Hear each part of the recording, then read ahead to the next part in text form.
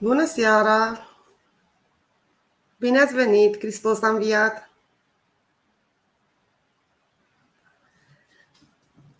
Înainte să începem, dacă puteți să-mi scrieți în comentarii dacă ne vedem și ne auzim bine.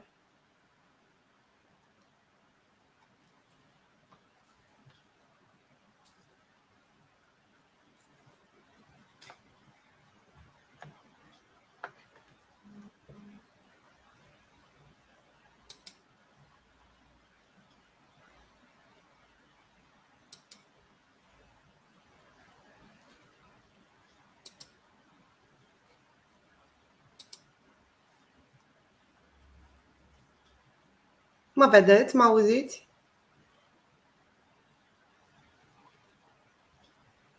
Ia să vedem cine ne scrie. Și încet, încet o să începem. O să vă spun câte ceva despre mine și, bineînțeles, așa cum este și titlul live-ului nostru, o să vă povestesc despre magia constelațiilor, așa cum îmi place mie să spun. Și dacă aveți întrebări, vă răspund cu mare drag. Și o să începem până o să se mai adune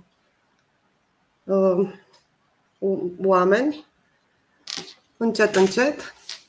Și cine o să dorească o să poată să ne urmărească în reluare, pentru că live-ul o să rămână. Și să-mi scrieți dacă mă auziți și mă vedeți, să ne asigurăm că avem o conexiune bună. Și o să mă prezint, eu sunt Alina Sima, sunt coach și terapeut și facilitator de constelații familiale și prin intermediul internetului aș vrea să cunosc cât mai multă lume și, bineînțeles, să și ajut în aceeași măsură.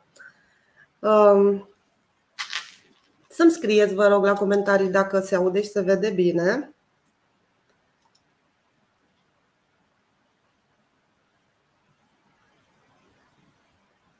Super!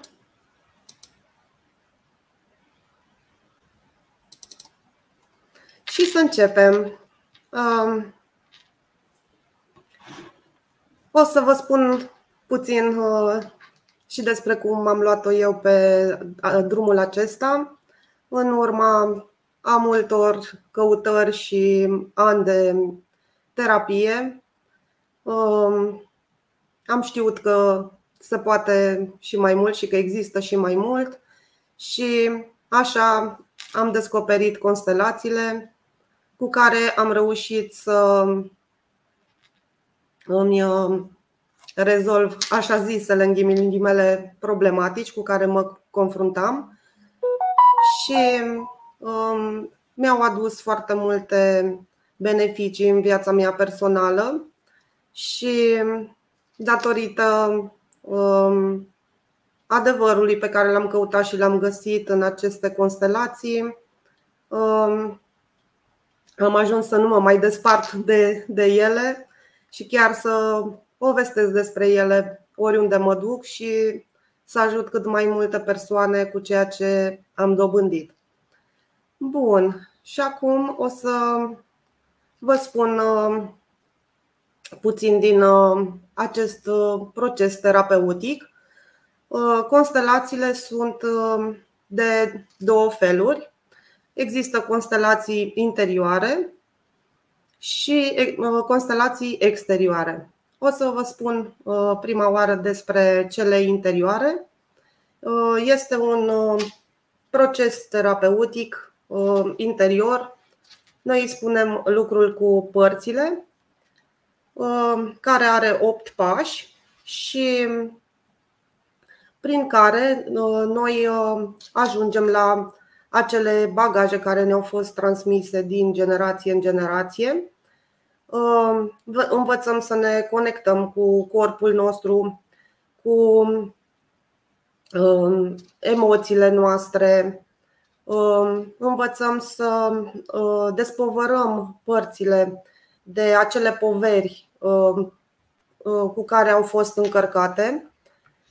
Și toate acestea ne aduc lumină în sufletele noastre și toată această transformare și această muncă se reflectă în exterior.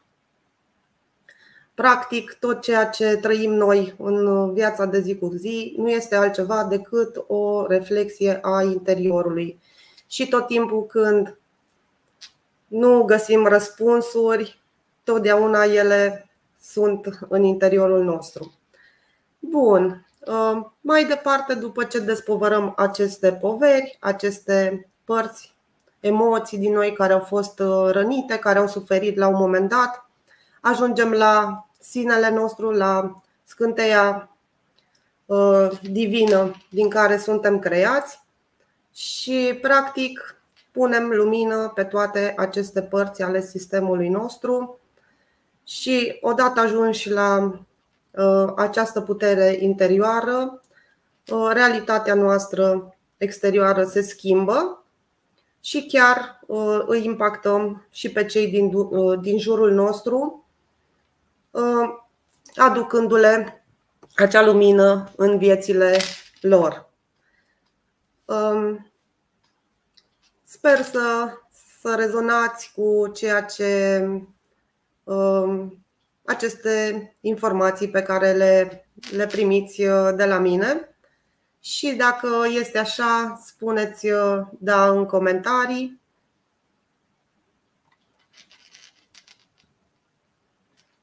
Bun. Și acum să trecem mai departe, să vă povestesc câte ceva și despre constelațiile exterioare. Acestea se fac cu mai multe persoane. Este ca o piesă de teatru, dar bineînțeles ceea ce vedem noi și mintea noastră analitică spune că este o piesă de teatru, nu este chiar așa. Practic este o radiografie a psihismului celui care își lucrează constelația, astfel încât persoana să vadă cu ochii lui adevărul și încurcăturile familiale care există în spate. Bun. Și acum o să vă dau și un exemplu. De exemplu, dacă aveți o situație și sunt mai multe variante și nu știți pe care dintre acestea să o alegeți, făcând o astfel de constelație, veți avea răspunsul.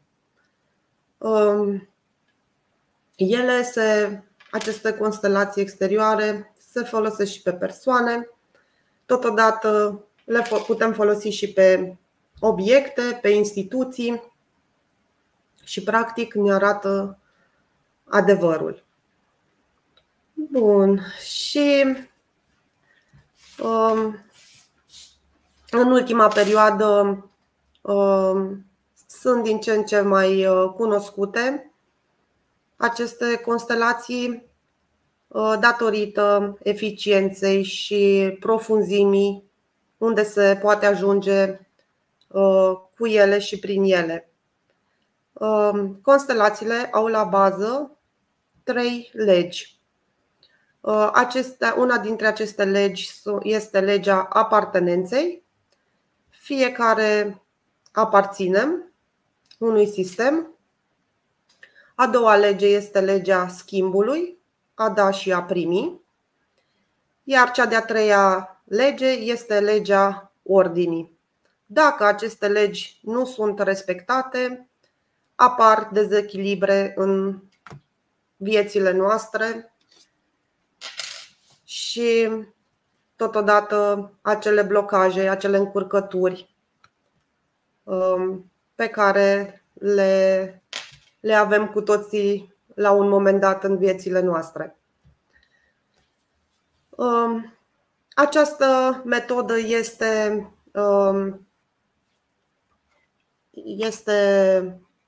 foarte rapidă și foarte eficientă. Bazele ei este pusă de către Bert Hellinger, care a fost un preot catolic și există și un film cu aceste constelații pe care îl recomand pentru cei care nu l-au văzut deja, pentru că știu că există foarte multe persoane care l-au văzut. Se numește Un alt sine, unde puteți gusta puțin din magia acestor constelații și îl puteți găsi pe YouTube sau pe Netflix. Este un serial turcesc care are 8 episoade și unde puteți să experimentați puțin dacă nu știți deja despre ele. Și acum, dacă vreți să-mi scrieți în comentarii dacă ați experimentat constelații până acum, în forma interioară sau cea exterioară.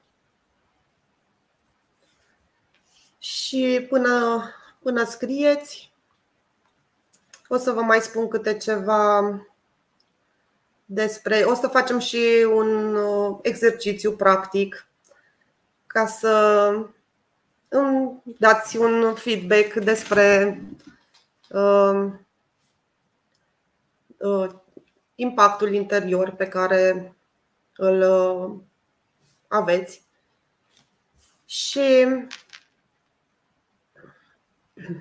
haideți să vă mai povestesc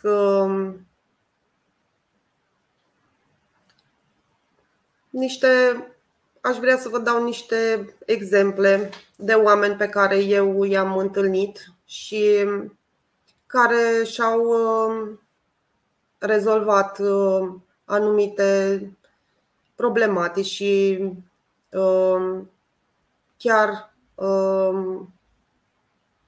se confruntau cu simptomi de boală în viața lor și făcând astfel de constelații, viața lor s-a schimbat și, bineînțeles, din punct de vedere fizic, au experimentat o îmbunătățire unde chiar mulți nu le mai dădea de cap.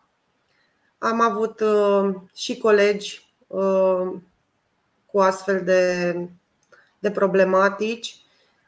De exemplu, am avut o colegă care avea maxilarul blocat și a umblat peste tot la medici și din punct de vedere medical totul era ok, dar ea continua să se simtă rău și foarte rău și nimeni nu-i dădea de cap ce este cu ea.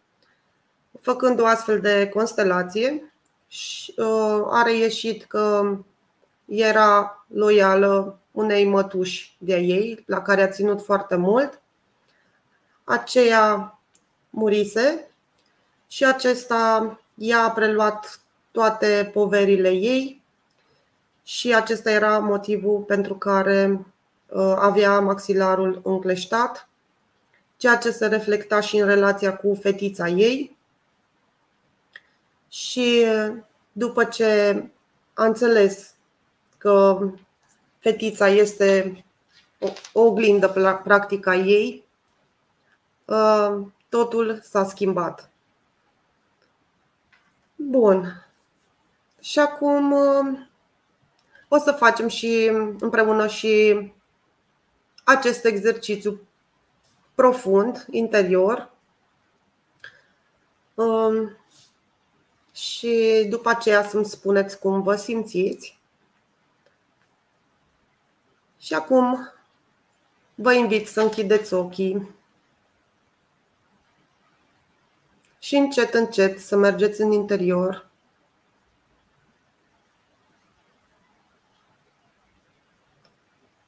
Respirați adânc Inspir calm, expir tensiune și relaxează-te tot mai mult. Inspiră calm, expiră tensiune și relaxează-te cât mai mult.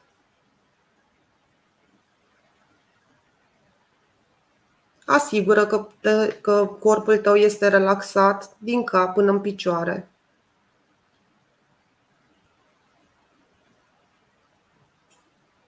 Și expiră toată tensiunea care există acolo.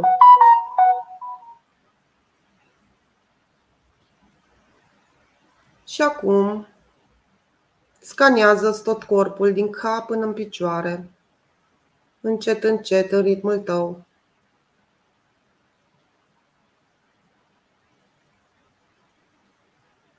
Și întreabă interiorul tău care parte are cea mai mare nevoie de tine acum.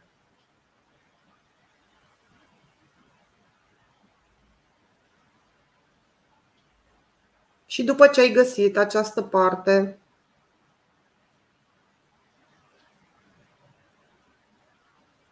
respiră cu ea și prin ea.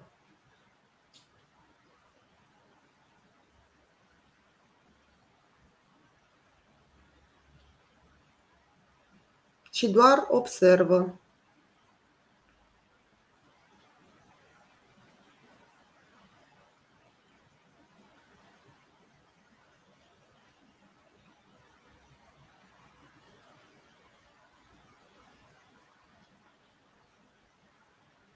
Stai cu acea parte.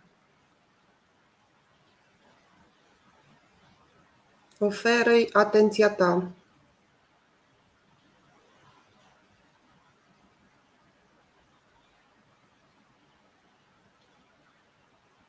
Și acum oferă-i acestei părți toată iubirea ta.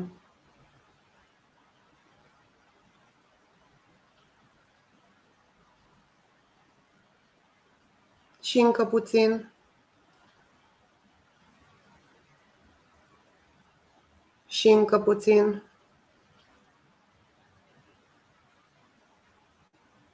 Și încă puțin. Și încet, încet, în ritmul tău, revină aici și acum. Și acum puteți să scrieți în comentarii cei care ați făcut exercițiul, ce ați experimentat și cum se simte acea parte din voi care a lucrat.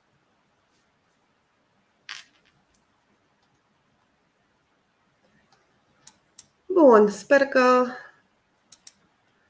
că v-a plăcut și că v-a ajutat și o să mai lucrăm exerciții când o să intru, pentru că vreau să vă anunț că o să ne întâlnim în fiecare zi de miercuri de acum înainte și o să facem împreună fel și fel de exerciții care să vă ajute pe voi să ajungeți în profunzimea ființei voastre. Bun. Nu vrea nimeni să comenteze? Nu a făcut nimeni exercițiul?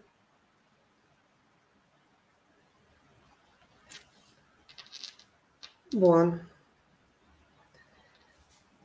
Și așa cum v-am scris și pe ecran, cine este interesat să primească o sesiune cu mine cadou, poate să-mi scrie în comentarii sau în privat și vă aștept cu mare, mare drag să experimentați această metodă.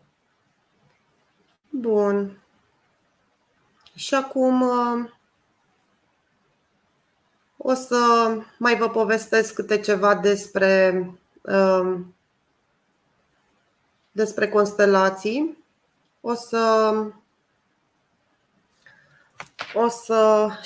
Am și un grup și o să vă invit pe care doriți să veniți alături de mine în grup, pentru că acolo o să primiți fel și fel de materiale și de exerciții care vă vor ajuta, dacă sunteți deschiși, să faceți această muncă interioară de transformare profundă. Și de asemenea puteți să-mi scrieți, că vă pot și eu adăuga.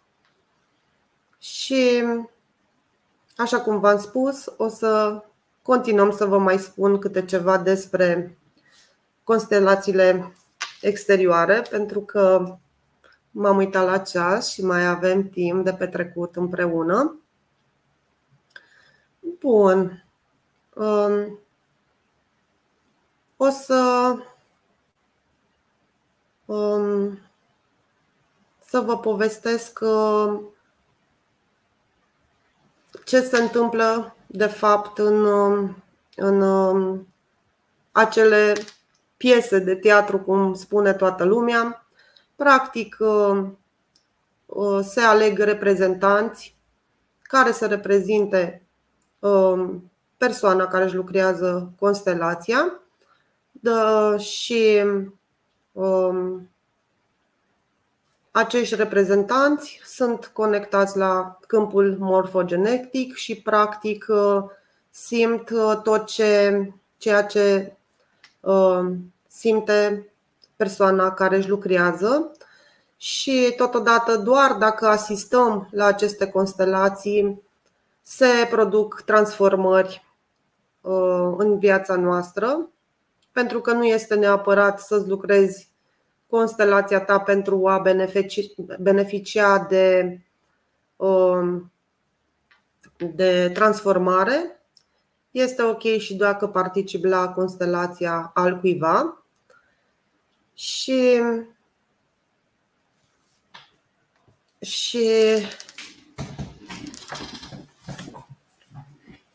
dacă sunteți deschiși și vreți să experimentați așa ceva, puteți să scrieți da sau eu în comentarii, egal.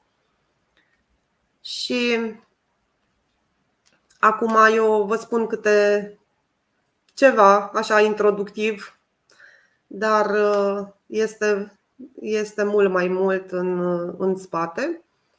Și practic prin ele noi ajungem la rădăcină, la baza acestor problematici cu care ne confruntăm. Și acestea în general se folosesc pentru problematicile care apar pe transgenerațional, adică unde s-a încercat o felul de practici și nimic nu a funcționat, unde oamenii se simt rău și nu găsesc sursa. De cele mai multe ori în spate sunt rădăcini foarte profunde, care pot să fie chiar 7 generații în urmă. Dacă un membru care își lucrează constelația aduce lumină în viața lui, această lumină se duce 3 generații în spate și 3 generații în față. Practic de asta noi spunem 7 generații. Și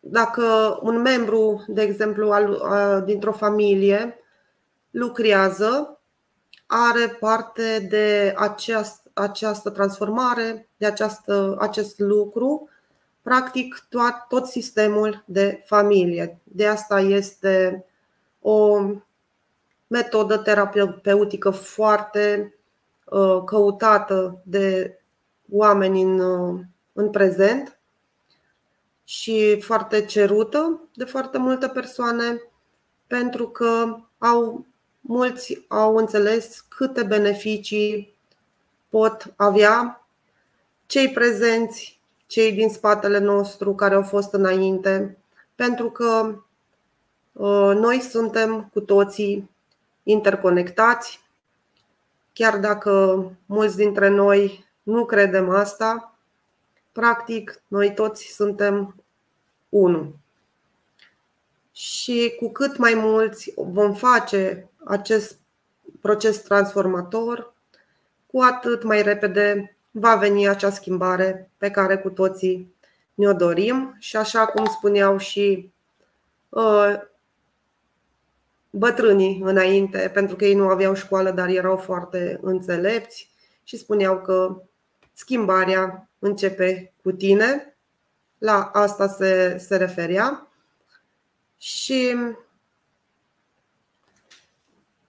de asta am pus și titlul acesta, Magia constelațiilor, pentru că acolo unde o persoană reușește să aducă într-o familie această lumină, beneficiază toți membrii și chiar și generațiile care vor veni și chiar cele care au fost înainte, adică strămoșii noștri.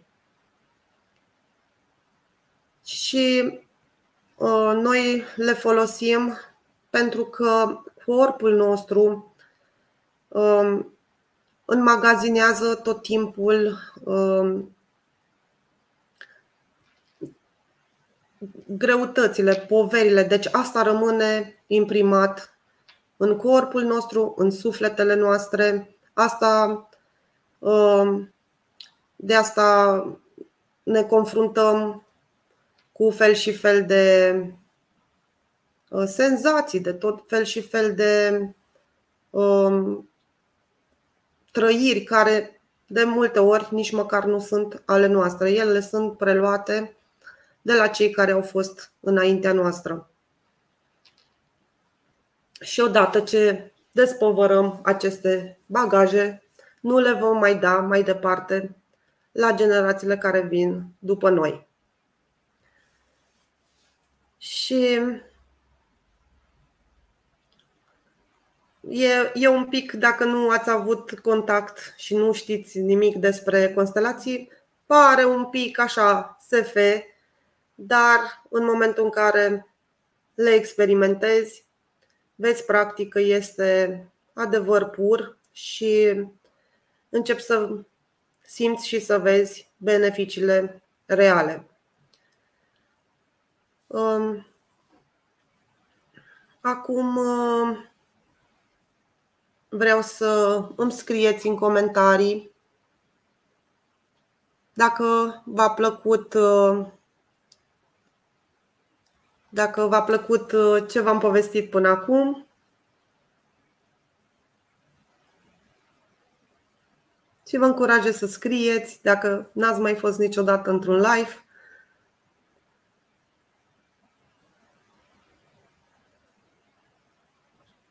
Bun.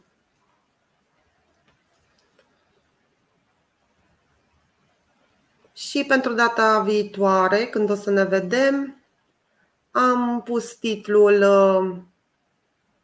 live-ului Puterea prezentului și vă aștept cu drag și atunci. Doar vreau să vă anunț că o să ne vedem și peste o săptămână. Și o să vă mai povestesc puțin și despre procesul interior. Deci procesul interior ne aduce beneficii pe toate planurile, pentru că, așa cum v-am spus, această putere interioară a sinelui la care noi ajungem prin lucrul cu părțile, care aceste părți stau așa ca niște nori în fața soarelui și odată dați norii la o parte, ajungem la puterea aceea pierdută pe care de multe ori simțim că nu o mai avem ca înainte sau că s-a diminuat. Ea este încă acolo, doar trebuie să ajungem la ea și să o accesăm. Și odată ce ne luăm această putere pierdută înapoi, viața noastră începe să se schimbe pe toate planurile. Cum vi se pare?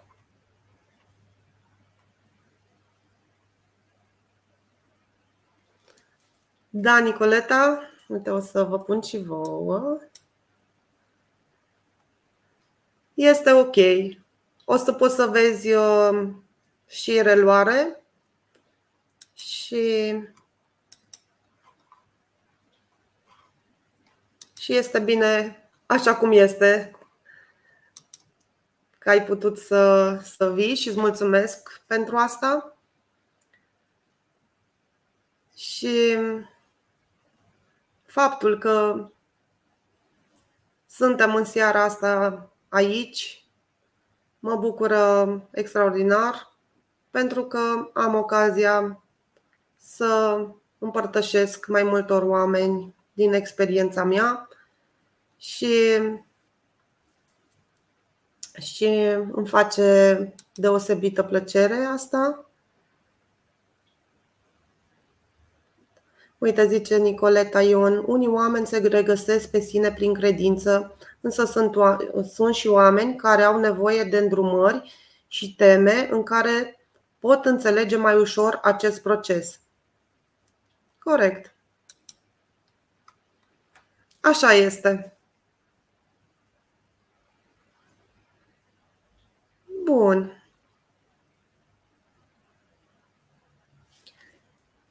Nu știu dacă ai apucat să faci exercițiul, Nicoleta, te încurajez după să intri și să-l faci și să îmi scrii cum a fost.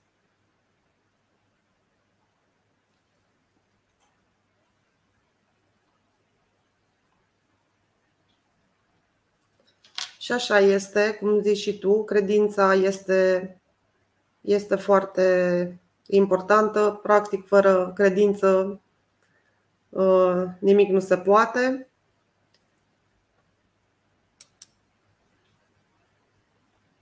Super, și eu mulțumesc. Doamne ajută. Da. Și acum, pentru cei care sunt interesați, așa cum apare și pe bannerul de jos, dacă vrei să primești o sesiune cadou, îmi poți lăsa un comentariu în care să scrii interesat sau vreau, cum ți-e ție mai confortabil.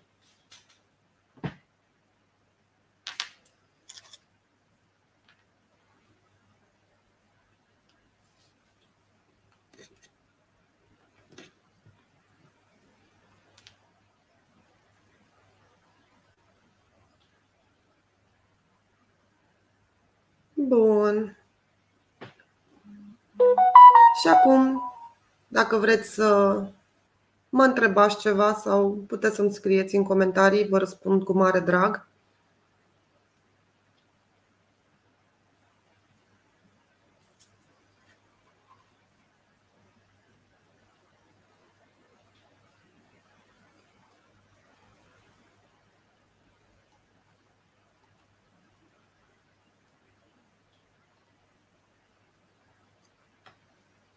Nu vrea nimeni să scrie nimic?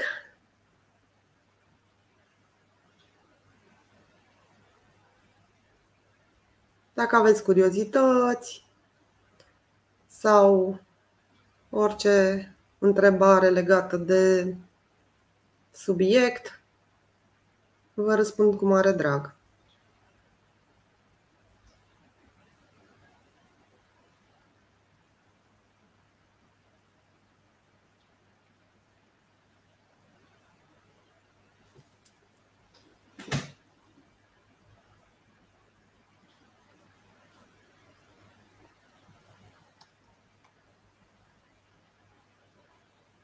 Bun, văd că nu scrie nimeni sau acum a apărut ceva. Ia să vedem. Uite, scrie Nicoleta, activitatea dumneavoastră este fără îndoială una benefică nouă. Depinde de capacitatea fiecăruia de înțelegere, perseverența și dorința de dezvoltare personală.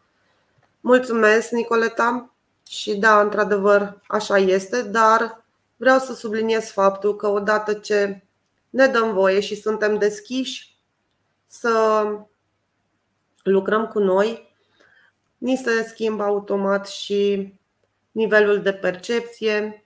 Practic, ajungem la acea evoluție pe care cu toții ne-o dorim și asta n-are cum să nu ne aducă foarte multe beneficii, pentru că oamenii, în general, investesc în orice, în ei mai puțin, ceea ce este în defavoarea noastră. Nu spun că și eu am făcut asta la un moment dat, dar situațiile m-au făcut ca să merg pe drumul ăsta și acum văd și partea bună din toate acele situații. Practic toate m-au adus aici și mă bucur foarte mult pentru că s-au întâmplat toate, chiar dacă atunci le-am perceput ca negative, ca fiecare dintre noi. Mă întrebam de ce mi s-a întâmplat mie. Acum am găsit răspunsul și partea care vrea să-mi arate în tot ceea ce fac. Practic nu eram pe drumul meu și asta a vrut să-mi arate această situație. Da. Deci vă încurajez să faceți pentru voi și viața voastră va fi cu totul alta, una mult mai așezată, mai împlinită și mai, de ce nu, mai abundentă din toate punctele de vedere, pentru că cu toții căutăm această împlinire și această stare de bine. Și uite, Nicoleta îmi scrie exact, știu ce spune, cel mai important, dezvoltarea spirituală, personală, mai apoi vin și restul mult mai ușor. Chiar așa este, să știi. Bravo, te felicit, Nicoleta, înseamnă că rezonezi cu mine și că înțelegi, să zic așa, în ghilimele, limba pe care o vorbesc, pentru că mulți spun ce și cu prostiile astea, sau unii spun când să le mai facem pe toate. Dar are foarte mare legătură, pentru că dacă nu avem răbdare cu noi, atunci nu putem să avem nici cu ceilalți și practic ceilalți sunt doar niște oglinzi ale noastre care ne arată de fapt cum este acest interior al nostru și unde avem de lucru cu noi. Pentru că suntem de multe ori înclinați să spunem, da, uite ce mi-a făcut celălalt, uite ce situații dificile am și am întâlnit, dar niciodată nu ne responsabilizăm să ne punem întrebarea de ce oare atragem noi situații, persoane dificile. Și practic așa ajungem să ne înțelepțim și să vedem totul cu alți ochi. Practic, ceea ce vedem și nu ne place la persoanele din fața noastră, practic acolo trebuie să ajungem și să facem ordine și să lucrăm cu noi pentru a ne îmbunătăți atât relația cu noi înșine, cât și cu cei din jurul nostru.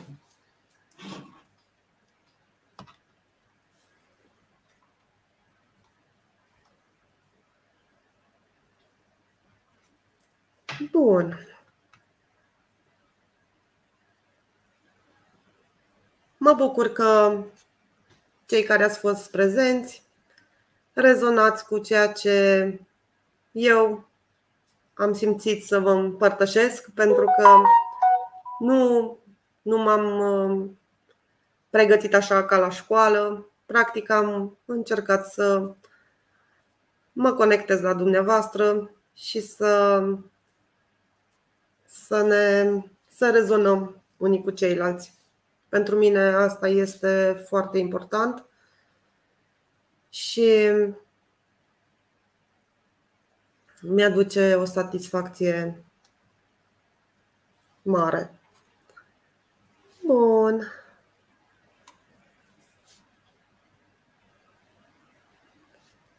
Da. Și spuneți-mi ce mai doriți să mai îmi împărtășiți. V-a plăcut subiectul?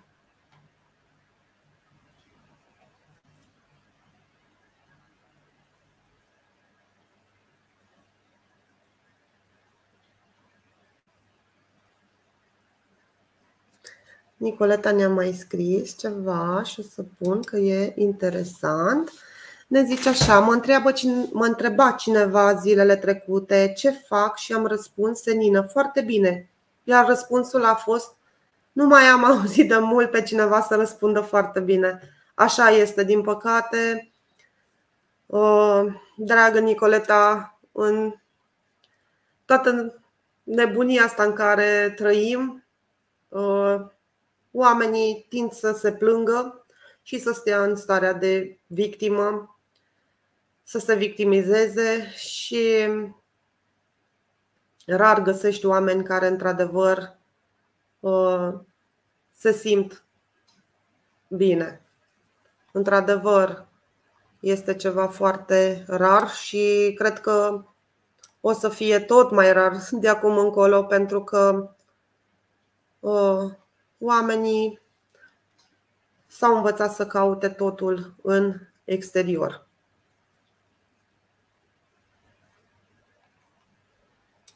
Ia să vedem ce ne zici tu aici. Zice: am realizat că oamenii sunt în căutare de prea mult, dar în lumea materială, și prea puțin a se cunoaște pe sine, în a se regăsi. Da, așa este. Da. Și după ce caută și văd că nu îi împlinește nici aia, nici ailaltă, nici într-un târziu, mulți își dau seama: stai că este mult mai profundă treaba, nu este chiar așa de suprafață, că vreau să-mi iau, ce știu, o fustă, o mașină, mă duc și mi le cumpăr, dar văd că golul tot este acolo și nu se umple. Avem tendința cu toții să facem asta, pentru că cu toții suntem identici, practic. Suntem concepuți din aceleași componente, același material și instinctele și toate acestea le avem cu toții la fel, doar că aceste părți din noi care au suferit, care au fiecare povestea lor în spate, acestea, fără doar și poartă la fiecare dintre noi, la un moment dat ies la suprafață și acestea ne blochează. La un moment dat, cu toții ne-am simțit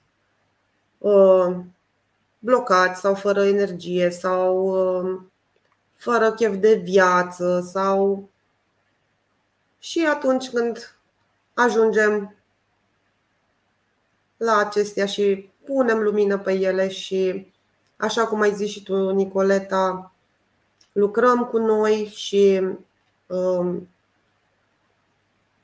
o luăm pe drumul acesta al dezvoltării personale, totul se schimbă, și percepția și absolut tot. Este doar în beneficiul nostru să facem asta și să înțelegem că există niște legi după care trebuie să ne ghidăm Și când nu le respectăm, totul se dă peste cap și viața noastră se încurcă sistemele, așa cum îmi place mie să spun. Sunt ca niște gheme de ață care nu mai găsești capătul și trebuie să ajungem să le descurcăm. Bun, sper că v-a plăcut ce subiect am avut în seara asta. Am avut și ceva emoții pentru că nu am mai făcut asta până acum și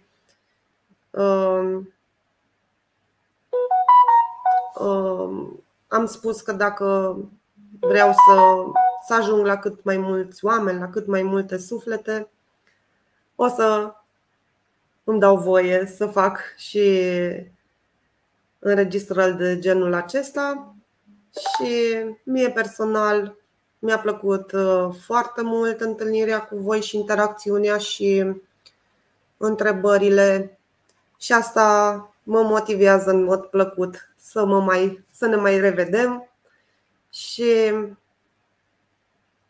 o să vă pregătesc foarte multe surprize frumoase de care să vă puteți bucura, așa cum m-am bucurat și eu de ele pe acest drum pe care l-am parcurs până în prezent. Și uite, Nicoleta ne-a scris că mulțumim pentru vorbele pline de înțelepciune, sper să ne auzim curând. Sigur că da, Nicoleta, eu o să fiu aici pentru voi și miercuria viitoare la aceeași oră și o să vă aduc valoare pe măsură. Și am și ales subiectul pentru cine n-a fost prezent mai devreme, am mai spus odată. Am ales subiectul puterea prezentului și chiar astăzi, într-un comentariu din grupul meu privat, am mai primit o sugestie de la o persoană din grup și o să îi îndeplinesc acea dorință să pun acel titlu. Și vă invit să scrieți dacă simțiți ceva, dacă vreți să mai adăugați comentarii.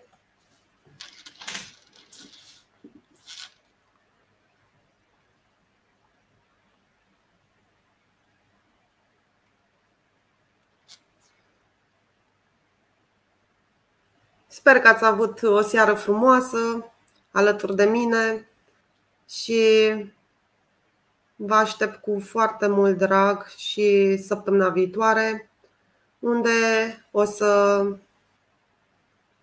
caut niște materiale alese, așa cum sper că v-am adus și în seara asta prin ceea ce v-am prezentat și, bineînțeles, în linii mari, pentru că este foarte mult de povestit și ar trebui să stau aici zile, nu ore, dar încet, încet o să abordăm toată cunoașterea pe care eu am dobândit-o și îmi doresc din toată inima să vă aduc plus valoare de care să vă bucurați și de ce nu, să o folosiți de acum încolo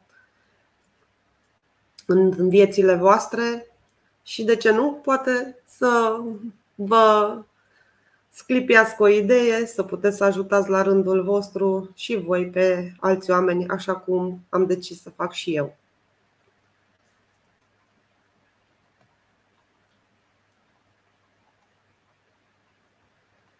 Vă îmbrățișez cu mare, mare drag și mulțumesc încă o dată.